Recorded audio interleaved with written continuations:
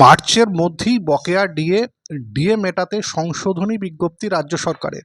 এবং যে বিজ্ঞপ্তিটি দেওয়া হয়েছে সেখানে বলা হচ্ছে যে বকেয়া ডিএ দুটো কিস্তিতে দেওয়ার কথা ছিল, অর্থাৎ 2016 থেকে 2019 পর্যন্ত যে বকেয়া ডিএ, যেটা দুটো পার্টে দেওয়ার কথা ছিল, একটা হচ্ছে মার্চে এবং আরেকটা সেপ্টেম্বরে, সেটা কিন্তু 31শে মার্চের মধ্যে পুরোটাই, অর্থাৎ মার্চ এবং সেপ্টেম্বর দুটো পার্টে নয়, পুরোটাই কিন্তু 31শে মার্চের মধ্যে মিটিয়ে দেওয়া হবে বা হচ্ছে।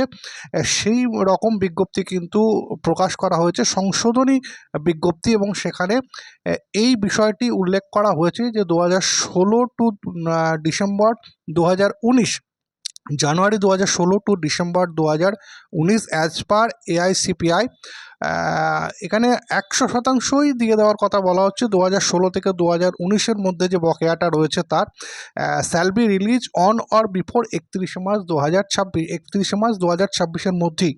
ইতিমধ্যেই অনেকের অ্যাকাউন্টে কিন্তু এই টাকা ট্রান্সফার হয়েছে, পেনশনারদের মধ্যেও অনেকের মধ্যে অ্যাকাউন্টে এই টাকা ট্রান্সফার হয়েছে, ক্রেডিট হয়েছে। এবং এখানে কিন্তু রাজ্য সরকারের গ্রুপ এ, বি এবং সি কর্মচারী যারা রয়েছেন, এ, বি, সি গ্রুপের যারা কর্মচারী রয়েছেন তাদের ক্ষেত্রে টাকাটা জিপিএফে, অর্থাৎ জেনারেল প্রভিডেন্ট ফান্ডে ট্রান্সফার করে দেওয়া হবে। অন্যদের ক্ষেত্রে গ্রুপ ডি এবং পেনশনারদের ক্ষেত্রে কিন্তু এই টাকাটা সরাসরি তাদের ব্যাঙ্ক অ্যাকাউন্টেই ট্রান্সফার হবে। এখন শিক্ষক, শিক্ষিকা, শিক্ষাকর্মী এবং পঞ্চায়েত, পৌরসভা সহ রাজ্য সরকারের অধীনস্থ যে সমস্ত সংস্থা রয়েছে তাদের কর্মচারীদের এই বকেয়া ডিএ 31শে মার্চের মধ্যেই ক্রেডিট হবে কিনা সেইটা নিয়ে কিন্তু একটা ধোঁয়াশা রয়েছে।